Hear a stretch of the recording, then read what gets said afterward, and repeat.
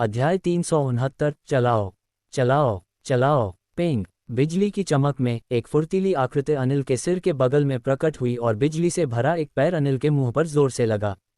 वो अनिल की आकृति और उसकी बात रुक गई। उसका भाव ऐसा था मानो उसने गोबर का ढेर खा लिया हो और उसका दम घुट गया हो। कुछ दर्शक प्रतिभाशाली चकित और स्तब्ध थे और देवी मोनिका भी भौचक्की रह गईं। उस पल समय थमसा गया। नकुल शॉ का पैर न केवल अनिल के मुंह पर लगा बल्कि वह उसके मुंह में भी घुस गया था। अनिल का मुंह तुरंत झुलस गया और इस जबरदस्त प्रतिभागी को अपने दुश्मन को कम आंकने की कीमत चुकानी पड़ी। हालांकि नकुल शॉ उतने लाभ में नहीं थे जितना दूसरों ने सोचा था। कितना शक्तिशाली शरीर है। नकुल शॉ का पैर एक पहाड़ से टकराया हो ऐसा लगा और वह सुन्न हो गया। अनिल ने आखिरकार प्रतिक्रिया दी और जमीन को कंपाते हुए दहाड़ा, फिर नकुल शॉ की ओर मुंह चलाए, सीधे और सरल फिर भी शक्तिशाली। मुंह के आने से पहले ही उससे निकलने वाली हवा का झोंका सामान्य सत्य रहस्यमय श्रेणी के लोगों को खून की उल्टी करवा सकता था। एक बार मुक्कों से सीधे टकराने पर परिणाम अकल्पनीय था। शुवा एक परछाई चमकी और नकुल शॉ अनिल से दर्जनों गज दूर प्रकट हुए। गति और चाल के मामले में नकुल शॉ ने अनिल को पीछे छोड़ दिया। 5 जबरदस्त प्रतिभाओं में से अनिल का शरीर और बचाव सबसे मजबूत था, लेकिन उसकी गति सिर्फ औसत थी। बर्फ बिजली रहस्यमय फूल। नकुल शॉ ने अपनी हथेली उठाए और अपने रक्त रेखा को अपनी सत्य भावना की क्यूई में मिला दिया, जिससे बर्फ और बिजली की आभा अनिल पर छा गई। बाम। बर्फ और बिजली का एक बड़ा फूल खिला और फिर फट गया। सत्य रहस्यमय श्रेणी तक पहुंचने के बाद नकुल शॉ का बर्फ और बिजली का विलय अधिक परिपूर्ण हो गया और उसकी शक्ति बहुत बढ़ गई। पिछले कुछ दिनों में नकुल शॉ ने बिजली रहस्यमय पत्थर के भीतर की ऊर्जा को अवशोषित किया था और बिजली के प्राकृतिक नियमों को समझा था।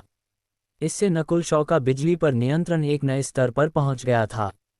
नकुल शॉ का बिजली उत्तराधिकार लगभग तीसरी उच्चतम मंजिल को छू चुका था और यह मूल उत्तराधिकार से आगे निकलना शुरू हो गया था, क्योंकि इसमें बिजली रहस्यमय पत्थर और रहस्यमय फूल बहुमूल्य बाइबल से प्राप्त अंतर्दृष्टि का विलय हो गया था। ये हथेली अब जबरदस्त प्रतिभाओं को धमकी दे सकती है। नकुल शॉ ने अपनी आंखें सिकुड़ी और एक चमक में अनिल के ऊपर प्रकट हुए। धूल हटने के बाद अनिल का खोल अभी भी सुरक्षित था। नकुल शॉ ने एक ठंडी सांस ली। उन्होंने पाया कि अनिल की त्वचा लगभग पत्थर में बदल चुकी थी और अब वह लगभग मांस और रक्त से नहीं बनी थी। पत्थर की त्वचा में बर्फ और बिजली के प्रति एक मजबूत प्रतिरोध था। ये बेकार है। सत्य स्वामी श्रेणी के तहत अनिल का बचाव बेजोड़ है। केवल क्षरणकारी रक्त रेखाएं या लकड़ी के मौलिक कौशल ही उसे धमका सकते हैं। देवी मोनिका इस दृश्य से हैरान नहीं थीं। 5 प्रतिभाओं में से केवल देवी मोनिका के रहस्यमय बर्फ जैद आकर्षक शरीर का बचाव ही अनिल से तुलना की जा सकती थी, लेकिन शक्ति के मामले में वह बहुत पीछे थीं। नकुल शॉ के हमले मुख्य रूप से बिजली या बर्फ आधारित थे और रहस्यमय फूल बहुमूल्य बाइबल पवन तत्व की ओर झुका हुआ था। हालांकि बिजली और बर्फ दोनों का अनिल के पृथ्वी तत्व ने प्रतिकार किया। नकुल शॉ जाहिर तौर पर लकड़ी के तत्व या क्षरणकारी जहर कौशल में माहिर नहीं थे। नीले बालों वाले लड़के, तुम अपनी अज्ञानता की कीमत चुकाओगे। अनिल दहाड़ा और अपनी बाहें हवा में उठाईं, जैसे ही भूरे पीले प्रकाश की एक परत दिखाई दी और फिर फीकी पड़ गई। अच्छा नहीं। नकुल शॉ की देवता की आध्यात्मिक आंख ने कुछ महसूस किया और अगले ही पल उनका शरीर नीचे गिरने लगा। पूरा क्षेत्र एक खींचने वाली शक्ति से प्रभावित था जिसने नकुल शॉ को नीचे खींच लिया। गति और चाल के मामले में नकुल शॉ ने बिजली उत्तराधिकार और रहस्यमय फूल बहुमूल्य बाइबल की फुर्ती को मिला दिया था। वह स्पष्ट रूप से गति में अनिल से आगे थे, लेकिन अगर उनका शरीर 1 लाख पाउंड भारी होता तो कोई कितना भी तेज क्यों न हो, उनकी गति कम हो जाएगी। पेंग। नकुल शॉ का शरीर जमीन पर गिरा और उनके मांस और हड्डियों पर एक तीव्र दबाव पड़ा। हर कदम पर पहले से कई गुना अधिक ऊर्जा का उपयोग करना पड़ता था। यह अनिल की रक्त रेखा प्रतिभा गुरुत्वाकर्षण क्षेत्र है। हालांकि अनिल तेज नहीं है, लेकिन उसकी रक्त रेखा प्रतिभा दूसरों की गति को कम कर सकती है। देवी मोनिका ने ठंडी हंसी हंसी। यही कारण था कि अगर वह अनिल के साथ टीम बनाती तो शायद वरुण भी हार जाते। अनिल का गुरुत्वाकर्षण क्षेत्र और उनकी बर्फ की शक्ति एक सामान्य सत्य स्वामी श्रेणी को भी मौत के मुंह तक सील कर सकती है। पत्थर तोड़ने वाला पहाड़ों का मुक्का। अनिल का मुक्का पीला चमकने लगा और हवा और धरती कांपने लगी। पहला अपने साथ एक बड़ा पहाड़ धकेल रहा था। गुरुत्वाकर्षण क्षेत्र के तहत नकुल शॉ की गति 60-70% तक कम हो गई और वह अनिल से बहुत धीमे थे, जबकि बाद वाला पानी में मछली की तरह था। बूम। अनिल का भयानक मुक्का नकुल शॉ पर लॉक हो गया ताकि बाद वाला उसे चकमा न दे सके। नकुल शॉ को खतरे का एक उछाल महसूस हुआ और उन्होंने अपनी 3 फूल बहुमूल्य बाइबल अपने पीछे बर्फ का सिंहासन बुलाया, क्योंकि प्राचीन आकृति ने उन्हें शक्ति दी। बर्फ बिजली बे। नकुल शॉ ने अपनी हथेली बाहर निकाली और बर्फ और बिजली की शक्ति फट गई। ये हथेली जमने पर अधिक केंद्रित थी और आसपास बर्फ के घूंघट से ढक गया। अनिल प्रभावित हुए और वह नकुल शॉ के जितने करीब आए, उनकी गति उतनी ही धीमी हुई। उसने ये स्पष्ट रूप से रहस्यमय बर्फ उत्तराधिकार से चुराया है। देवी मोनिका देखते ही दांत पीसने लगीं। उनके कौशल गति को कम करने, जमाने और सील करने पर केंद्रित थे। जब उनके विरोधी वास्तव में करीब आते थे तो वे बर्फ की मूर्ति बन जाते थे, लेकिन नकुल शॉ ने इसका प्रतिकार किया। और अब नकुल शॉ के बर्फ बिजली बे ने देवी मोनिका के कौशल से अंतर्दृष्टि चुरा ली थी और इसे अपनी रक्त रेखा शक्ति पर इस्तेमाल किया था। बेंग। अनिल आखिरकार नकुल शॉ के करीब आ गए और 3 फूल बहुमूल्य कमल ने सीधा प्रहार लिया। 3 फूल बहुमूल्य बाइबल की पंखुड़ियां तुरंत परत दर परत बिखर गईं और उसकी रोशनी आधे से अधिक फीकी पड़ गई। 3 फूल बहुमूल्य कमल के धक्के से नकुल शॉ दर्जनों गज पीछे हट सके और यिन छाया लबादे के फड़फड़ाने से गायब हो गए। लाभ में रहे अनिल को एहसास हुआ कि नकुल शॉ अदृश्य हो गए हैं, इसलिए उन्होंने चुपचाप चारों ओर सर्वेक्षण करना शुरू कर दिया। उन्हें भरोसा था कि गुरुत्वाकर्षण क्षेत्र में नकुल शॉ की गति बहुत कम हो जाएगी और उन्हें उन पर कोई लाभ नहीं मिलेगा। इस पल में अनिल ने एक सांस ली, क्योंकि उन्होंने सफलतापूर्वक नकुल शॉ को दबा दिया था। उन्होंने नहीं सोचा था कि नंबर 1 काला घोड़ा पहले इतना परेशानी भरा था। शुवा। एक हल्की सी परछाई कहीं से भी प्रकट हुई और नकुल शॉ की आकृति सामने आई। यह अनिल वास्तव में मेरा प्रतिकार करता है। अनिल का सामना करने पर नकुल शॉ की गति कम हो गई थी। वास्तव में गति में विशेषज्ञता रखने वाला कोई भी प्रतिभाशाली उसके खिलाफ नुकसान में होगा। इस समय नकुल शॉ गुरुत्वाकर्षण क्षेत्र की सीमा से बाहर निकल चुके थे। गुरुत्वाकर्षण क्षेत्र की सीमा केवल लगभग 100 गज थी। लगता है कि करीब से मुकाबला निश्चित रूप से नहीं। नकुल शॉ की देवता की आध्यात्मिक आंख घूम गई जैसे उन्होंने फिर से योजना बनाई। एक बार जब वह करीब आ जाते तो उनकी गति का प्रतिकार किया जाता। मजबूत बचाव, मजबूत करीब से मुकाबला, औसत गति, भद्दा। नकुल शॉ के चेहरे पर एक दुष्ट मुस्कान दिखाई दी। उनके हाथ में एक क्रिस्टल जैसा धनुष दिखाई दिया और उस पर 3 चांदी के तीर जुड़े हुए थे। दूर से हमला करने वाली वस्तु। अनिल ने नकुल शॉ का हथियार देखा और उनकी अभिव्यक्ति थोड़ी बदल गई। अनिल स्पष्ट रूप से अपनी कमजोरियों को जानते थे। वह लंबी दूरी के मुकाबले या हवा में मुकाबले में अच्छे नहीं थे। नकुल शॉ को जल्द ही अपने विरोधी की कमजोरी मिल गई। दहाड़। अनिल दहाड़ा और हवा के झोंके के साथ नकुल शॉ की ओर लपके। जबरदस्त प्रतिभाओं में से एक होने के नाते अनिल की गति धीमी नहीं थी।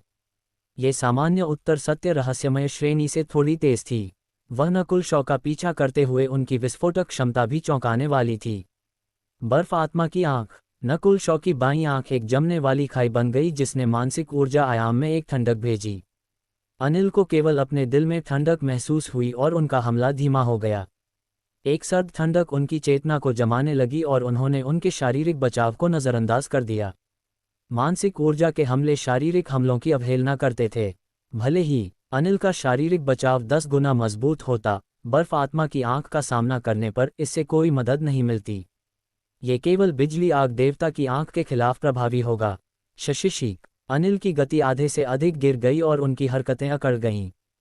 वह एक शरीर साधक थे, जिसका मतलब था कि उनकी मानसिक ऊर्जा का स्रोत मजबूत नहीं था और बर्फ आत्मा की आंख के खिलाफ अधिक भद्दा था। ही नकुल शॉ ने दूर से एक आत्मसंतुष्ट अभिव्यक्ति प्रकट की। हालांकि बर्फ आत्मा की आंख देवी मोनिका के खिलाफ बहुत प्रभावी नहीं थी, अनिल पर इसका प्रभाव स्पष्ट था। बच्चे, तुम। अनिल हिचकी लिए और दहाड़े, लेकिन उनकी अभिव्यक्ति थोड़ी जमी हुई थी। उनका शरीर गर्म था, लेकिन वह ठंडक उनके शरीर को ढके हुए लगती थी और यहाँ तक कि उनके विचार भी लगभग जम गए थे। बेंग टिल्डर सू। नकुल शॉ ने धीरे धीरे अपना धनुष छोड़ा और आर्टेमिस धनुष ने एक के बाद एक तीर अनिल पर भेजे और फट गए। अनिल चिल्लाए, लेकिन उनके और नकुल शॉ के बीच की दूरी बर्फ के पहाड़ से दूर हो गई लगती थी। चटक, पेंग पेंग। बर्फ और बिजली की शक्ति अनिल के शरीर पर फटने और जमने लगी। दुर्भाग्य से बर्फ की शक्ति किसी की गति को धीमा कर सकती थी और बिजली की शक्ति विरोधी को सुन्न कर सकती थी। हर तीर के साथ अनिल का शरीर स्पष्ट रूप से जम जाता था और बर्फ आत्मा की आंख के साथ मिलकर इसका प्रभाव दोगुना हो गया। बर्फ आत्मा की आंख तुरंत बहुत शक्तिशाली नहीं है, लेकिन इसे लंबे समय तक इस्तेमाल किया जा सकता है। नकुल शॉ ने अपनी बर्फ आत्मा की आंख को अनिल पर प्रशिक्षित रखा। बर्फ आत्मा की आंख एक मानसिक ऊर्जा हमला था और उनकी मानसिक ऊर्जा के बड़े स्रोत के साथ वह इसे बहुत लंबे समय तक जारी रख सकते थे। 10 सांसें बाद में अनिल का शरीर बर्फ में जम गया था और उनके सिर से धुएं के गुच्छे निकल रहे थे। हर कदम एक विराम के साथ आता था।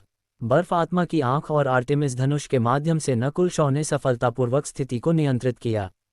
उनके हमले बेशर्म थे और अनिल के पैरों पर एक जोड़ पर लगातार हिट करते रहे। किसी का बचाव कितना भी मजबूत क्यों न हो, अगर उस बिंदु पर लगातार हमला किया जाता है तो एक अंतर दिखाई देगा। ये कैसे हो सकता है? देवी मोनिका के चेहरे का सारा रंग उड़ गया जैसे उन्होंने अविश्वास में देखा। 5 जबरदस्त प्रतिभाओं में से वरुण को छोड़कर वह किसी के बारे में नहीं सोच सकती थी जो अनिल को इस हद तक मजबूर कर सके। अध्याय 370 नया जबरदस्त प्रतिभाशाली। ये जबरदस्त प्रतिभाशाली लोगों की लड़ाई थी और कई दर्शक थे। प्रकाश के बुलबुले के भीतर पास में देख रहे प्रतिभाशाली दर्जनों से लेकर कई दर्जनों तक इकट्ठा होने लगे। उत्तर पश्चिम दिशा में एक अकेले पहाड़ पर एक खूंखार 2 सिर वाला 4 हाथों वाला असभ्य व्यक्ति दूर से लड़ाई देख रहा था। जे चलो इंतजार करते हैं जब तक वे दोनों घायल न हो जाएं, फिर भाग कर आते हैं और उन सभी को मार डालते हैं। सचिन के दोनों सिर हंसे। उस कुतिया देवी मोनिका चाहती थी कि हम उसके पिछलग्गू बने। जे हमें इतनी आसानी से मूर्ख नहीं बनाया जा सकता। कोई हमें आदेश नहीं दे सकता। बुजुर्ग सचिन ने धूर्तता से मुस्कुराया। सचिन देवी मोनिका के साथ काम करने के लिए सहमत नहीं हुए थे, लेकिन चुपके से देख रहे थे। स्थिति अच्छी तरह से चली। देवी मोनिका और साथी वास्तव में लड़ने चले गए। जबरदस्त प्रतिभाशाली की आंखों में शिकार कल्पना से कहीं अधिक मजबूत था और जबरदस्त प्रतिभाशाली को दबा दिया। एक पत्थर का आदमी पूरी तरह से दबा दिया गया है। अनिल का दमन। अनिल बिल्कुल भी पलटवार नहीं कर सकता। सचिन के चेहरे हैरान थे और उन्होंने अविश्वास से युद्ध के मैदान को देखा। नदी के पास नकुल शॉ ने अपनी बर्फ आत्मा की आंख चलाई और अनिल की चेतना को जमा दिया जैसे ही वह सीमाओं के चारों ओर दौड़ा। बेंग टिल्डर सू आर्टेमिस धनुष का हर हमला ठंडक में अनिल को कांपने पर मजबूर कर देता था। दहाड़। अनिल आसमान की ओर दहाड़ा, लेकिन वह धीमा हो रहा था। इस तथ्य को बदल नहीं सका। वह मजबूत था लेकिन अपने विरोधी के करीब नहीं पहुंच सका। ये कितना दुखद था। हालांकि उसका बचाव मजबूत था। नकुल शॉ के आर्टेमिस धनुष ने उसके घुटने के कैप पर निशाना साधा था और लगातार वहां गोलाबारी करता रहा, चोट पर चोट जोड़ता रहा। जैसे जैसे समय बीता अनिल का मन घायल होता जा रहा था। अगर उसके पास कोई आत्मा सुरक्षा वस्तु नहीं होती तो उसके मन की चोट कई गुना बदतर होती। ये स्पष्ट था कि पवित्र सत्य अजगर सभा से पहले अनिल के बड़ों ने उसे मानसिक ऊर्जा में उसकी कमजोरी की भरपाई के लिए एक आत्मा सुरक्षा वस्तु दी थी। प्राचीन अखाड़ा। देखने वाला स्टैंड और मंच जिसमें सार्वभौम शामिल थे इस लड़ाई को देख रहे थे। नकुल शॉ जूनियरों ने प्रशंसा में चिल्लाया। अविश्वसनीय। उसकी गति एक नया जबरदस्त प्रतिभाशाली बनने के लिए पर्याप्त है। पहले जब उसने देवी मोनिका से लड़ाई की थी तो वह मुश्किल से बराबरी पर था, लेकिन अब अनिल को बिना प्रयास के हरा रहा है। 99% से अधिक दर्शक इस लड़ाई को देख रहे थे। पवित्र सत्य अजगर सभा की शुरुआत के बाद से एक नए प्रतिभाशाली ने जबरदस्त प्रतिभाशाली बनने में सफलता प्राप्त की थी। भाई नकुल, तुम पहले ही इस मुकाम तक पहुंच चुके हो। मैं ये खबर 13 देशों में वापस बताऊंगा और टूटा चांद कुल में गुरु को बताऊंगा। मयंक की आंखें आंसुओं से भरी थीं क्योंकि उनका शरीर उत्साह से कांप रहा था। इस पल वह खुशी से लगभग पागल हो चुके थे। टूटा चांद कुल ने ऐसा प्रतिभाशाली पैदा किया। मुझे विश्वास है कि भाई नकुल जब 13 देशों में वापस जाएंगे तो बादल क्षेत्र की स्थिति को बदलने में सक्षम होंगे। मयंक बहुत खुश और उम्मीद से भरे हुए थे। नकुल शॉ की वर्तमान विकास दर के साथ वह पवित्र सत्य अजगर सभा के बाद उत्तराधिकार में निश्चित रूप से और अधिक वृद्धि करने में सक्षम होंगे। मंच पर 9 सार्वभौम चुपचाप नकुल शॉ और अनिल की लड़ाई देख रहे थे। नकुल शॉ वास्तव में जबरदस्त प्रतिभाशाली स्तर पर पहुंच गए हैं। ये पवित्र सत्य अजगर सभा का 6ठा जबरदस्त प्रतिभाशाली है। क्या 7वां या उससे भी अधिक होगा? कांस्य चमड़ी वाले उपमहल स्वामी ने अपनी आंखों में उम्मीद के साथ धीमी आवाज में कहा। किसी ने भी नकुल शॉ की ताकत और उनके जबरदस्त प्रतिभाशाली के दर्जे पर कोई सवाल नहीं उठाया। 17 साल की उम्र में वह जबरदस्त प्रतिभाशाली बन गए थे और इस पीढ़ी में केवल वरुण और कुछ अन्य लोगों की ही तुलना की जा सकती थी। नकुल शॉ की ताकत अनिल से बहुत अलग नहीं है, लेकिन वह हमेशा विरोधी की कमियों को ढूंढ सकते हैं। रहस्यमय तलवार सार्वभौम ने आह भरी। ये सही है, इस दुनिया में पूर्णता जैसी कोई चीज़ नहीं है और नकुल शॉ हमेशा हर कमी को ढूंढ सकते हैं। यह उनका जीत का कार्ड है। हरी चांद सार्वभौम ने अपना सिर हिलाया। उन्होंने नकुल शॉ पर बहुत ध्यान दिया था और शुरुआत में ये छोटी चोर बिल्ली के कारण था, लेकिन अगर यह जारी रहा तो अनिल का पैर अपंग हो सकता है। एक सार्वभौम की भौहें तन गईं। हर जबरदस्त प्रतिभाशाली महाद्वीप के चुने हुए लोग थे। उन्हें भविष्य के सार्वभौम कहा जा सकता था जो महाद्वीप के भाग्य का फैसला करते थे। अगर वे कुछ भी कर सकते थे तो पवित्र गठबंधन किसी भी प्रतिभाशाली को घायल नहीं होने देगा, भले ही वह सिर्फ एक छोटी सी चोट हो। बुलबुले के भीतर अनिल के घुटने के कैप ने आर्टेमिस धनुष के हमलों को थोड़ी देर के लिए झेला था और जब वह चलता था तो वह हकलाहट के साथ चलता था। दर्जनों तीर, हर एक में बर्फ और बिजली की शक्ति है और यह जबरदस्त प्रतिभाशाली को धमका सकता है, लेकिन इससे उसे केवल इतना नुकसान हुआ। नकुल शॉ थोड़ा हैरान था जैसे उसने अपना धनुष छोड़ा। इन हमलों के तहत एक सत्य स्वामी श्रेणी भी घायल हो जाएगा अगर मर नहीं जाएगा। बेशक दर्जनों सांसों में यह विजेता तय हो गया। अनिल का मन घायल हो गया था और प्रतिक्रियाएं धीमी थीं। उसकी घुटने की चोट ने उसकी गति धीमी कर दी। नकुल शॉ अब करीबी मुकाबले में भी अनिल को नष्ट कर सकते थे। नकुल शॉ का आश्चर्यजनक कदम। बेशर्म कमीने, अभिमानी मत बनो, देवी मोनिका ने प्रतिक्रिया दी और दूर से हमला किया। इस समय वह अनिल के साथ किए गए वादे की कोई परवाह नहीं कर सकती थी। बहुत देर हो गई। नकुल शॉ मुस्कुराए और आर्टेमिस धनुष को दूर रख दिया क्योंकि उनकी आंखों में नीले बिजली की लौ की एक चमक जगी। बिजली आग देवता की आंख। नकुल शॉ की बिजली आग देवता की आंख सबसे पहले अनिल के शरीर पर लॉक हो गई। अच्छा नहीं, उसे रोको। सार्वभौमों की अभिव्यक्तियां नाटकीय रूप से बदल गईं। इससे पहले नकुल शॉ की बर्फ और बिजली ने अनिल के शरीर को लगातार नष्ट कर दिया था और अनिल की त्वचा अकड़ गई और कुरकुरी हो गई। एक बार जब बिजली आग देवता की आंख अनिल पर उतरी तो गर्मी में अचानक बदलाव से उसके शरीर और दिमाग दोनों को बहुत बड़ा खतरा होगा। हालांकि भले ही वे ये जानते थे, सार्वभौम कुछ नहीं कर सकते थे। पवित्र सत्य अजगर सभा अब नियंत्रण से बाहर थी और सब कुछ प्राचीन अखाड़े द्वारा निर्देशित था। इस पल अनिल को भी अपने दिल में एक गंभीर खतरा महसूस हुआ। उन्होंने वह सब कुछ किया जो वह कर सकते थे और अपने हाथों को अपने सिर पर रखा, फिर घुटनों के बल जमीन पर बैठ गए। इस तरह वह हमले को चकमा दे सकते थे और नुकसान को कम कर सकते थे। बूम! एक बिजली की लौ इसके बजाय देवी मोनिका पर उतरी। तुम! देवी मोनिका दंग रह गईं क्योंकि बिजली की आग फट गई और उन्हें आग लगा दी। पारदर्शी बिजली और आग ने जल्दी से उनके मानसिक ऊर्जा स्तर को नष्ट कर दिया और जलना शुरू कर दिया। ये स्पष्ट था कि बिजली आग देवता की आंख ने देवी मोनिका के बर्फ कौशल का एक निश्चित सीमा तक प्रतिकार किया और इसका प्रभाव स्पष्ट था। पहले दौर में उनकी बिजली आग देवता की आंख की तुलना में यह एक पूरी नई दुनिया तक पहुंच गया था। पिछले कुछ दिनों में नकुल शॉ ने और भी शुद्ध बिजली युआन क्यूई को अवशोषित किया था और जानबूझकर अपनी सत्यभावना बिजली लॉ को परिष्कृत किया था। इस अचानक हमले ने देवी मोनिका को चौंका दिया और उनका मन तुरंत हल्का घायल हो गया क्योंकि उनकी बर्फ सफ़ेद त्वचा झुलस गई। हुटिल्ड। दूसरी तरफ अनिल ने अपने हाथों से अपना सिर पकड़ रखा था, लेकिन जब उन्होंने महसूस किया कि बिजली आग देवता की आंख उन पर नहीं उतरी तो उन्होंने एक लंबी सांस ली। नकुल शॉ का आंख रक्त रेखा कौशल अत्यंत तेज था और निश्चित रूप से इससे पहले हमला कर सकता था कि उन्होंने अपना सिर ढका और घुटनों के बल जमीन पर बैठ गए। अगर नकुल शॉ क्रूर होते तो वह बिजली आग देवता की आंख अनिल के घुटने के कैप को अपंग कर सकती थी। उसने मुझ पर हमला क्यों नहीं किया? अनिल को ऐसा लगा जैसे उन्होंने अभी अभी फिर से जीवन जिया हो। इस समय उन्होंने पाया कि देवी मोनिका पर बिजली आग देवता की आंख द्वारा घात लगाया गया था और वह थोड़ी झुलस गई थी। नदी के पास जगह पर अफरा तफरी मच गई थी। दो जबरदस्त प्रतिभाशाली अनिल और देवी मोनिका क्रमशः जमीन पर और हवा में थे, लेकिन उनमें से हर कोई अस्त व्यस्त लग रहा था। देवी मोनिका की बर्फ सफ़ेद त्वचा झुलस गई थी और उनके बाल धुएं से भरे थे। वह अब देवी जैसी नहीं लग रही थीं। अनिल ने अपने सिर पर हाथ रखा था और घुटनों के बल जमीन पर बैठे थे। उनका एक घुटना लगभग अपंग हो गया था और उनकी हरकतें धीमी और अकड़ गई थीं। हा हा हा! देखने वाले स्टैंड के पार से हंसी सुनाई दी। यह नकुल शॉ कल्पना से कहीं अधिक चालाक है। सार्वभौमों ने सभी ने एक सांस ली। नकुल शॉ ने अनिल को खत्म नहीं किया और इसके बजाय चौंकाने की विधि का इस्तेमाल किया। दो जबरदस्त प्रतिभाशाली को वापस धकेलना सिर्फ एक को हराने से कहीं अधिक प्रभावी और आश्चर्यजनक था। बेशक, अधिक लोग नकुल शॉ के अविश्वसनीय नियंत्रण पर हैरान थे। देख रहे प्रतिभाशाली के दिलों में लहरें दहाड़ उठीं। ये किस तरह का दृश्य था? उनकी आंखों में नकुल शॉ ने अपने हाथ अपनी पीठ के पीछे रखे थे और उनके नीले बाल हवा में उड़ रहे थे।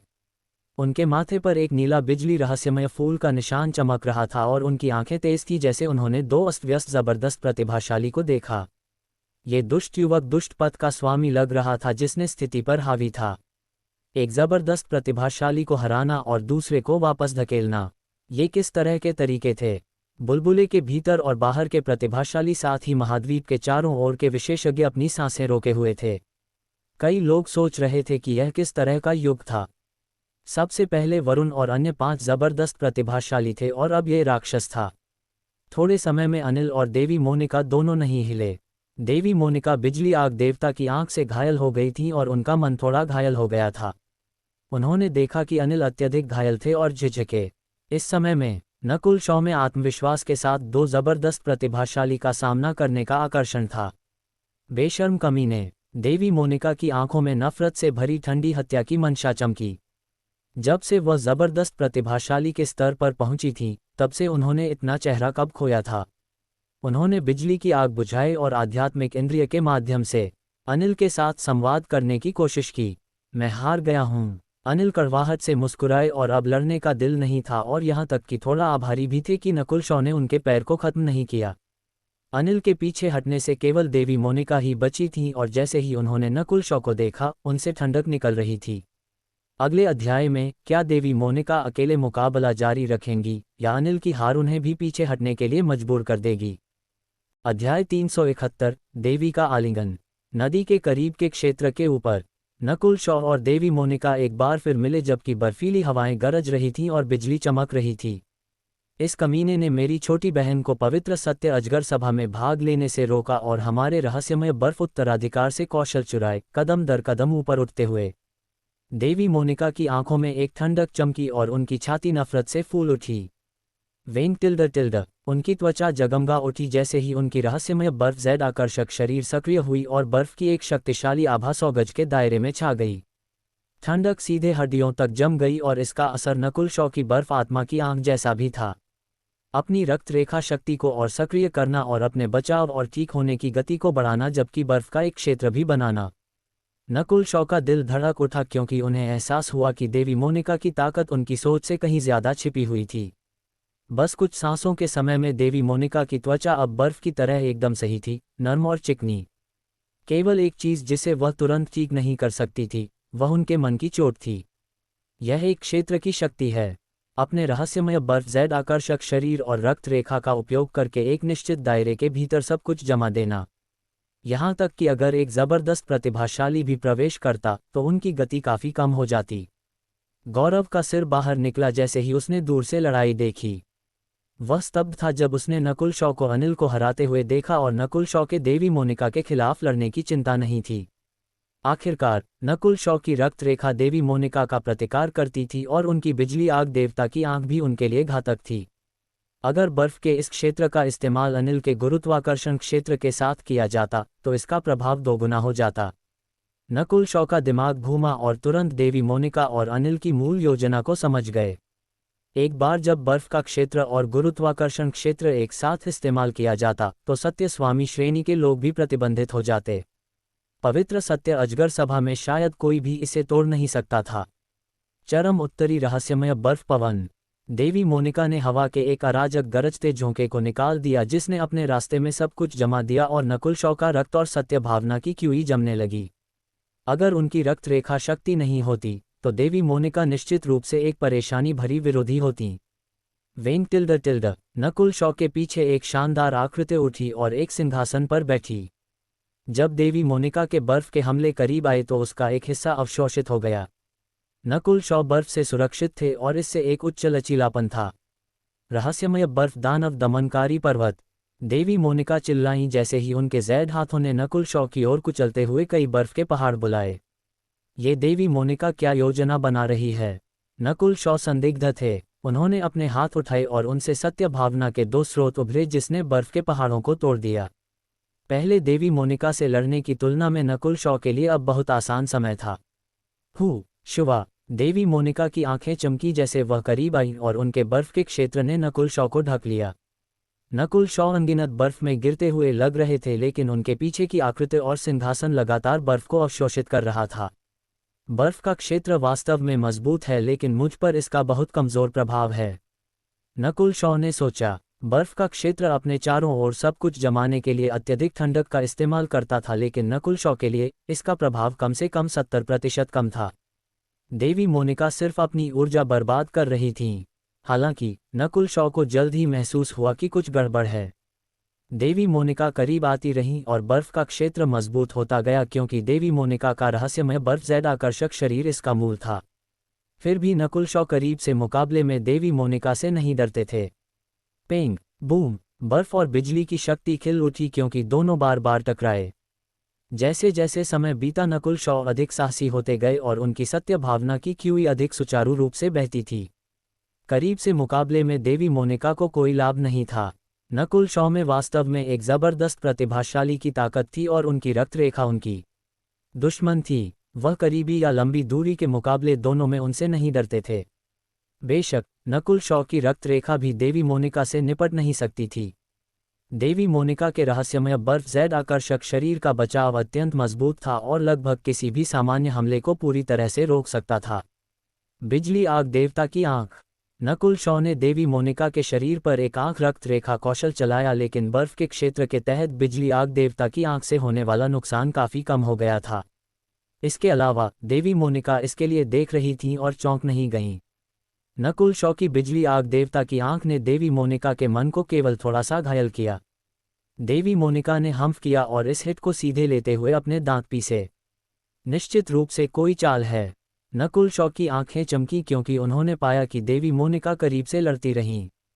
देवी मोनिका के बर्फ के क्षेत्र से नकुल शॉ की गति वास्तव में कम हो गई थी लेकिन उनके करीब से मुकाबले के कौशल सिर्फ औसत थे। वह अनिल जितनी शक्तिशाली नहीं थीं और न ही उतनी फुर्तीली थीं। नकुल शॉ को जल्द ही देवी मोनिका में एक कमी मिली। बर्फ बिजली रहस्यमय फूल! नकुल शॉ की आंखें चमकी क्योंकि उनकी बर्फ और बिजली की शक्ति देवी मोनिका की छाती की ओर बढ़ी जहां कोई सुरक्षा नहीं थी।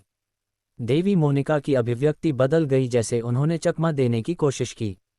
बाम! बहुत देर हो चुकी थी और नकुल शॉ की हथेली उनकी छाती तक पहुंच चुकी थी। नकुल शॉ ने अपनी हथेली पर एक नरमी महसूस की। उनका चेहरा तुरंत थोड़ा लाल हो गया और वे हक्का बक्का रह गए। शुद्ध बचाव के मामले में देवी मोनिका की रहस्यमय बर्फ ज़ैद आकर्षक शरीर अनिल के समान थी और बर्फ के प्रति उच्च लचीलापन था। इसलिए इस हथेली ने देवी मोनिका को मुश्किल से घायल किया। धिक्कार है, मुझे धोखा दिया गया। नकुल शॉ को एहसास हुआ कि देवी मोनिका ने जानबूझकर उनके लिए ये कमी छोड़ी थी और जैसे ही उन्होंने सोचा उन्होंने देवी मोनिका को एक आत्मसंतुष्ट मुस्कान प्रकट करते देखा। जैसे ही उन्होंने पीछे हटने की कोशिश की देवी मोनिका के बर्फ का क्षेत्र अपने चरम पर पहुंच गया और गंभीर ठंडक ने नकुल शॉ के रक्त को लगभग जमा दिया क्योंकि वह धीमे हो गए। इसके अलावा देवी मोनिका ने भी अपनी बाहें बाहर निकालीं और नकुल शॉ को गले लगाया। हर जगह से आश्चर्यचकित चीखें आईं। पास के दर्शकों के मुंह खुले रह गए और प्राचीन अखाड़े के विशेषज्ञों के मुंह लगभग जमीन पर गिर गए। ये सही है, देवी मोनिका ने नकुल शॉ को गले लगा लिया था और बहुत कसकर। अगर यह किसी दूसरी जगह पर होता तो उन्हें एक जोड़े के रूप में सोचा जाता। नकुल शॉ ने उन्हें कमाका। रहस्यमय बर्फ रानी के चेहरे पर एक मुस्कान दिखाई दी। नकुल शॉ स्थिर खड़े थे क्योंकि उन्हें देवी मोनिका ने कसकर गले लगाया था और एक भयानक ठंडक उनके पूरे शरीर में फैल गई थी। ऐसी सुंदरता द्वारा गले लगाया जाना महान माना जाता था लेकिन नकुल शॉ के लिए वह बर्बाद होने के आधे कदम पर थे। असीमित ठंडक ने नकुल शॉ के शरीर को लॉक कर दिया और पलक झपकते ही बर्फ की एक परत उनके शरीर में फैल गई थी और एक कदम आगे जाने की कोशिश कर रही थी और उनकी सत्य भावना की क्यूई और रक्त रेखा शक्ति को जमा रही थी। ये देवी मोनिका कितनी बेशर्म है कि उसने मुझे फंसाने और जमाने के लिए अपनी छाती का इस्तेमाल किया। नकुल शॉ हिचकी लिए जैसे ही वह जम गए। बस ऐसे ही वह और देवी मोनिका गले मिले। ये पहले गर्म था लेकिन फिर अनंत ठंडक आई। दोनों एक दूसरे के ठीक बगल में थे। नकुल शॉ का मुंह लगभग देवी मोनिका के चेहरे को चूम रहा था और बाद वाली बर्फ की देवी की तरह थी, क्योंकि उनका मुंह हत्या की मंशा में मुड़ा हुआ था। उनकी रक्त रेखा शक्ति के अलावा नकुल शॉ की बर्फ में महारत और अंतर्दृष्टि देवी मोनिका से अधिक थी। उनके बीच इतनी छोटी दूरी के साथ नकुल शॉ की गति में लाभ बेकार था। ऐसा नहीं था कि नकुल शॉ विरोध नहीं करना चाहते थे। देवी मोनिका की खेती उनसे 2 छोटे स्तरों से अधिक थी और उनके पास सत्य भावना की क्यूई अधिक शुद्ध और घनी थी। उनके पास एक रक्त रेखा शक्ति भी थी और उनके रहस्यमय बर्फ जेड आकर्षक शरीर का गुण उनसे आगे निकल गया था। ठंडक के मामले में देवी मोनिका का क्षेत्र भी नकुल शॉ को दबाता था। इसलिए कसकर गले लगने और जमने पर नकुल शॉ बिल्कुल भी संघर्ष नहीं कर सके। सी नग्न आंखों से कोई देख सकता था कि उनके चारों ओर का क्षेत्र बर्फ में बदल रहा था। नकुल शॉ का शरीर पूरी तरह से बर्फ में सील हो गया था और देवी मोनिका ज्यादा प्रभावित नहीं हुई थी। बस कुछ सांसों में 100 गज के दायरे के भीतर सब कुछ बर्फ में सील हो गया था और यहाँ तक कि सत्य रहस्यमय श्रेणी के लोगों को भी करीब आना मुश्किल लगा। बर्फ की दुनिया के केंद्र में एक आदमी और औरत की बर्फ की मूर्ति एक जोड़े की तरह कसकर गले लगी हुई थी। गौरव स्तब्ध था और अनिल हक्का बक्का था, क्योंकि उसने एक ठंडक को आगे बढ़ते हुए महसूस किया। यह क्या था? देख रहे प्रतिभाशाली के मुंह में एक सेब फिट हो सकता था। यह क्या बकवास है? ये दोनों बर्फ में कैसे सील हो गए? मुझे पता था कि इस कुतिया की कोई अच्छी इच्छा नहीं होगी। सचिन ने बर्फ में सील आदमी और औरत को सदमे से देखा। उसी समय नदी के पास पूर्वी तरफ से स्वर्ग पृथ्वी युआंग क्यूई चारों ओर घूमने लगा। हुआंग, हवा और धरती कांपते हुए लगे और बहुरंगीन रोशनी ने पास की नदी को लहरें पैदा की। बहन तनुश्री शॉ ने सफलता प्राप्त की है, गौरव ने चिल्लाया और एक शक्तिशाली सत्य रहस्यमय श्रेणी प्रकट हुई। स्वर्ग पृथ्वी युआंग क्यूई अपनी पुकार का आह्वान करते हुए लगी और एक आश्चर्यजनक दृश्य बनाया। स्वर्ग पृथ्वी युआंग क्यूई को बुलाना ये केवल सत्य स्वामी श्रेणी के लोगों द्वारा किया जा सकता है। ये कैसे संभव है? प्राचीन अखाड़े में देख रहे विशेषज्ञों ने चिल्लाया। जब तनुश्री शॉ ने सफलता प्राप्त की तो स्वर्ग पृथ्वी युआंग क्यूई ने फूल बनाए, जैसे कि यह कह रहा हो कि वह स्वर्ग की चुनी हुई थी। बस सत्य रहस्यमय श्रेणी तक पहुंचने पर सत्य स्वामी श्रेणी की गति होने के लिए उसके पास किस तरह की रक्त रेखा है। 9 सार्वभौम सभी हैरान थे। ये दृश्य केवल कुछ किंवदंतियों में दिखाई दिया था, जैसे लाल चांद धर्मपिता, तलवार संत पल्लव और वरुण। इस पल में वेंटिल्ड, एक और शक्तिशाली उत्तराधिकार छायांकन प्राचीन अखाड़े के ऊपर बादलों में दिखाई दिया। नकुल शॉ और देवी मोनिका दोनों बर्फ की मूर्ति में सील हैं और तनुश्री शॉ ने सत्य रहस्यमय श्रेणी में अभूतपूर्व सफलता प्राप्त की है। अब आगे क्या होगा? क्या यह नया उत्तराधिकार छायांकन कुछ और खतरनाक लाएगा? अध्याय 372 दाओ संप्रभु का रहस्य। जैसे ही Tanushree Shaw true mystic rank पर पहुंची, प्राचीन अखाड़े के ऊपर एक नई उत्तराधिकार छाया दिखाई दी। वह उत्तराधिकार छाया विशाल थी और एक सर्द बर्फीली आभा ने आसपास की उत्तराधिकार छायाओं को एक तरफ धकेल दिया। सभी मुड़े और उन्होंने इसकी जांच की। उन्होंने बर्फ और हिम से बना एक महल देखा। रहस्यमय बर्फ उत्तराधिकार। मिस्टिक आइस क्वीन ने खुशी और आश्चर्य से उस उत्तराधिकार छाया को देखते हुए उद्गार व्यक्त किया। मिस्टिक आइस पैलेस में मिस्टिक आइस उत्तराधिकार के प्रवेश द्वारों में से एक था और इसलिए वह इस उत्तराधिकार के बारे में बहुत कुछ जानता था। हालांकि 4 महान उत्तराधिकारों में से एक होने के कारण इसे केवल एक ही शक्ति द्वारा इतनी आसानी से नियंत्रित नहीं किया जा सकता था। मिस्टिक आइस पैलेस केवल मिस्टिक आइस उत्तराधिकार के एक हिस्से को ही नियंत्रित करता था। केवल पवित्र सच्चे ड्रैगन समागम में ही मुख्य मिस्टिक आइस उत्तराधिकार प्राचीन अखाड़े से जुड़ता था। 4 महान उत्तराधिकारों में से एक मिस्टिक आइस उत्तराधिकार। बर्फ के मार्ग पर खेती करने वाले भाग्यशाली हैं। दर्शकों ने चर्चा की। 4 महान उत्तराधिकारों में से एक होने के नाते मिस्टिक आइस उत्तराधिकार शायद ही कभी, हर 1000 साल में एक बार दिखाई देता था, और जब वह प्रकट होता था तो भूले हुए बर्फ मौलिक कौशल, खजाना और संसाधन पाए जाते थे और बर्फ के मार्ग पर खेती करने वाले उठ खड़े होते थे। कहा जा सकता है कि 4 महान उत्तराधिकारों में से कोई भी महाद्वीपों के भाग्य को प्रभावित करेगा। इनमें स्वर्गीय विरासत सबसे प्राचीन और रहस्यमय थी। इसका हर प्रकट होना दुनिया पर एक बहुत बड़ा प्रभाव डालता था। ये 4 महान उत्तराधिकारों में से दूसरा है। दुर्भाग्य से स्कारलेट मून उत्तराधिकार स्कारलेट मून रिलीजन पैट्रियार्क द्वारा ले लिया गया था। संप्रभु रूपेश ने आह भरी। किसी भी उत्तराधिकार का प्रकट होना केवल भाग्य के बारे में नहीं है। आवश्यकताओं को पूरा किया जाना चाहिए। कांस्य त्वचा वाले विशालकाय की टकटकी प्रकाश के बुलबुले की ओर मुड़ी, अधिक सटीक रूप से नकुल शॉ और देवी मोनिका की ओर। ये सबसे अधिक संभावना देवी मोनिका है। उनकी शक्तिशाली रक्तरेखा और बर्फ मौलिक तकनीकों ने मिस्टिक आइस उत्तराधिकार को आकर्षित किया होगा। इसके अलावा इस पीढ़ी का पवित्र सच्चा ड्रैगन समागम अत्यंत शक्तिशाली है। यह नकुल शॉ से भी जुड़ा हो सकता है। उनकी रक्तरेखा शक्ति भी बर्फ तत्व की है और यह एक बहुत ही शुद्ध प्राचीन रक्तरेखा है। कई संप्रभु लोगों ने सहमति में सिर हिलाया। मिस्टिक आइस उत्तराधिकार का प्रकट होना महान था और पवित्र गठबंधन बहुत खुश था और भी अधिक उम्मीद कर रहा था। आखिरकार पवित्र सच्चा ड्रैगन समागम अभी तक अंतिम चरणों तक नहीं पहुंचा था। 9 संप्रभु लोगों में से केवल एक सफ़ेद लिबास वाले बुजुर्ग शांत थे। उन्होंने जल्दबाजी में मिस्टिक आइस उत्तराधिकार की ओर देखा, फिर अपना सारा ध्यान तनुश्री शॉ के सफलता प्राप्त करने पर लगा दिया।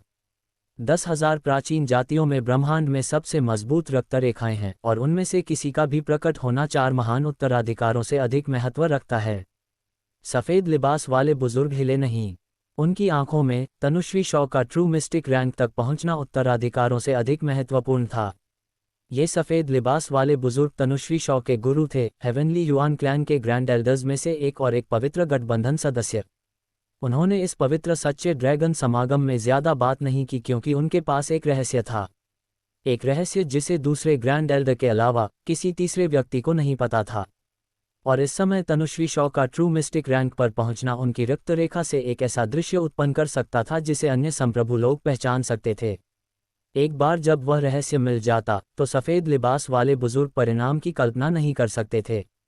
कम से कम हेवनली युआन क्लैन तो पर्याप्त नहीं था। इसलिए सफ़ेद लिबास वाले बुजुर्ग थोड़े असहज थे, लेकिन सौभाग्य से मिस्टिक आइस उत्तराधिकार ने सभी का ध्यान हटा दिया। बैयुन दाओ संप्रभु, वह तनुश्री शॉ आपकी शिष्या है। ट्रू मिस्टिक रैंक तक पहुंचने की उसकी गति छोटी नहीं है।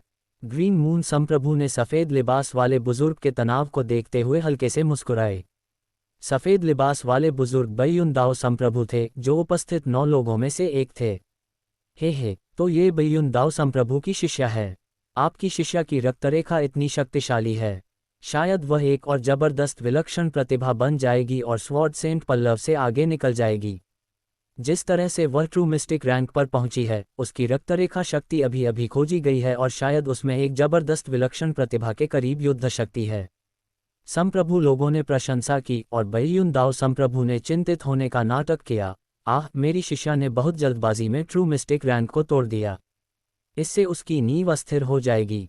वास्तव में वह स्पष्ट रूप से जानते थे कि तनुश्री शॉ की रक्तरेखा स्वर्ग पृथ्वी युआन क्यूई के साथ अत्यंत संगत थी और उसकी नींव ठोस थी। प्रकाश के बुलबुले के भीतर बहुरंगीन बादल खिल उठे। गुफा में तनुश्री शॉ की त्वचा जैद जितनी चिकनी थी और एक फूल की तरह हल्की रोशनी भी दे रही थी। उनका चेहरा प्रकाश के नीचे शुद्ध और पवित्र लग रहा था और वह स्वर्ग पृथ्वी युआन क्यूई का केंद्र थी जो उनके आह्वान पर आती थी। उन्होंने महसूस किया कि स्वर्ग पृथ्वी युआन क्यूई उनकी मां की तरह थी और उनकी हर क्रिया और श्वास स्वर्ग पृथ्वी युआन क्यूई को बुला सकती थी। संगतता दर सामान्य ट्रू मिस्टिक रैंक से 10 गुना अधिक थी, जो एक ट्रू लॉर्ड रैंक के बराबर थी। बस कुछ ही क्षणों में उनकी सच्ची शक्ति की खेती ट्रू मिस्टिक रैंक के शुरुआती चरणों को पार कर चुकी थी और ट्रू मिस्टिक रैंक के शुरुआती चरणों के करीब पहुंच गई थी। ट्रू मिस्टिक रैंक की बाधा को तोड़ने के बाद उन्होंने एक बिल्कुल नई दुनिया में कदम रखा था। सौभाग्य से वह गुफा में थी और बहुत से लोग उनकी स्थिति को नहीं देख सकते थे। निश्चित रूप से ट्रू लॉर्ड रैंक और संप्रभु लोग थोड़ा सा देख सकते थे। यह एक अतुलनीय रक्तरेखा है। जब तक उसकी मानसिक ऊर्जा पर्याप्त है, वह सफलता प्राप्त कर सकती है। कांस्य त्वचा वाला विशालकाय डिप्टी पैलेस लॉर्ड थोड़ा ईर्ष्यालु था। इस रक्तरेखा ने अचानक उसे कुछ याद दिलाया। क्या ऐसा हो सकता है? नहीं, ये बहुत ही असंभव है। इस विचार को जल्द ही दूर कर दिया गया। नदी के चारों ओर बहुरंगीन बादल और फूल फीके पड़ने लगे और तनुश्री शॉ ने महसूस किया कि अगर उनकी मानसिक ऊर्जा पर्याप्त नहीं होती तो वह तुरंत शुरुआती चरण ट्रू मिस्टिक रैंक तक पहुंच सकती थी। अगर नकुल शॉ में ये प्रतिभा होती तो वह एक ही सांस में शुरुआती चरण या ट्रू मिस्टिक रैंक के अंतिम चरणों में भी प्रवेश कर सकते थे। हालांकि एक परिपूर्ण रक्तरेखा जैसी कोई चीज़ नहीं थी। नकुल शॉ की रक्तरेखा मानसिक ऊर्जा पर केंद्रित थी, जबकि तनुश्री शॉ इसके ठीक विपरीत थीं। वह स्वर पृथ्वी युआन क्यूई की ओर झुकाव रखती थी और यह उनकी मानसिक ऊर्जा थी जो पीछे रह जाती थी। नदी के पास नकुल शॉ को देवी मोनिका ने गले लगा लिया था और वह बर्फ में सील रहे। दुष्ट, मैं देखती हूँ तुम कब तक टिक सकते हो। बर्फ पर मेरी खेती और महारत दोनों तुमसे ज्यादा हैं। देवी मोनिका ने नकुल शॉ को कसकर गले लगाया और दोनों ने ये स्थिति बनाए रखी। देवी मोनिका की बर्फ की शक्ति अभी भी निकल रही है। इसका मतलब है कि नकुल शॉ अभी पूरी तरह से सील नहीं हुए हैं। गौरव चिंतित था लेकिन उसे नहीं पता था कि क्या करना है। क्या उसे नकुल शॉ को बचाने जाना चाहिए? लेकिन बहन तनुश्री शॉ भी महत्वपूर्ण क्षण में थीं। सीनियर भाई, हमारे बीच हुए समझौते के अनुसार जब नकुल शॉ एकांतवास में होंगे तो हम उनकी रक्षा करेंगे। अब समझौता पूरा हो गया है, इससे कोई फर्क नहीं पड़ता कि हम उन्हें बचाते हैं या नहीं। इसके अलावा हम बर्फ के कारण उनके पास जा भी नहीं सकते। पीले चेहरे वाले आदमी ने सिर हिलाया और गौरव असहाय था। देवी मोनिका ने अपनी रक्तरेखा को सक्रिय कर दिया था और सामान्य ट्रू मिस्टिक रैंक भी पर्याप्त करीब होने पर बर्फ में सील हो सकती थी। बर्फ के केंद्र में यह इतना ठोस था कि सामान्य ट्रू मिस्टिक रैंक भी इसे शायद ही तोड़ सके।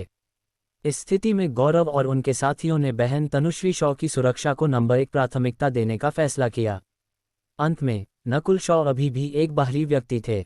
मुझे बर्फ से सील करना चाहती हो? सोचना भी मत। हालांकि नकुल शॉ जम गए थे, लेकिन उनकी सच्ची आत्मा की क्यूई ने कभी हार नहीं मानी। जब तक उनकी मानसिक ऊर्जा चेतना अभी भी थी, वह अपनी रक्तरेखा और सच्ची आत्मा की क्यूई को नियंत्रित कर सकते थे। बर्फ का एक हिस्सा उनकी रक्तरेखा द्वारा अवशोषित कर लिया गया था। इसके अलावा नकुल शॉ के शरीर के भीतर सच्ची आत्मा के 2 स्रोत थे, एक उनका अपना और दूसरा वाटर मून समुद्री डाकू का। इस स्थिति में नकुल शॉ ने अपनी सच्ची आत्मा की क्यूई को बचाया और वाटर मून समुद्री डाकू की सच्ची आत्मा के स्रोत को जला दिया। शक्ति के मामले में वाटर मून समुद्री डाकू की सच्ची आत्मा की क्यूई नकुल शॉ की क्यूई से अधिक मजबूत थी। सच्ची आत्मा की क्यूई के जलने के कारण नकुल शॉ का प्रतिरोध बढ़ गया। निश्चित रूप से वह एक बार में केवल एक छोटी सी मात्रा ही जला सकता था, अन्यथा उसका शरीर इसे संभाल नहीं पाएगा और फट सकता था। ये लड़का अपनी सच्ची आत्मा की क्यूई जला रहा है। मैं इंतजार करूंगी जब तक वह अपनी नींव को घायल करके ट्रू ह्यूमन रैंक पर वापस नहीं गिर जाता। देवी मोनिका ने अपने दिल में ठंडी सिसकारी भरी क्योंकि बर्फ के क्षेत्र के किनारों पर अनिल खुद को ठीक कर रहा था। एक अकेली पहाड़ी के ऊपर सचिन की चालाक आंखें वर्तमान स्थिति पर नजर रख रही थीं। जे लड़ते रहो और उम्मीद है कि तुम सभी घायल हो जाओगे, फिर हम उन सभी को खत्म कर देंगे, सचिन के छोटे वाले ने इतराते हुए कहा। लेकिन नकुल शॉ जितने समय तक बर्फ में देवी मोनिका के खिलाफ टिके रहे, वह कल्पना से ज्यादा था। पलक झपकते ही 1 घंटा बीत चुका था और नकुल शॉ और देवी मोनिका अभी भी अंत तक नहीं पहुंचे थे। वह वाकई एक जबरदस्त विलक्षण प्रतिभा होने के लायक है जो कई पीढ़ियों को कुचल देती है।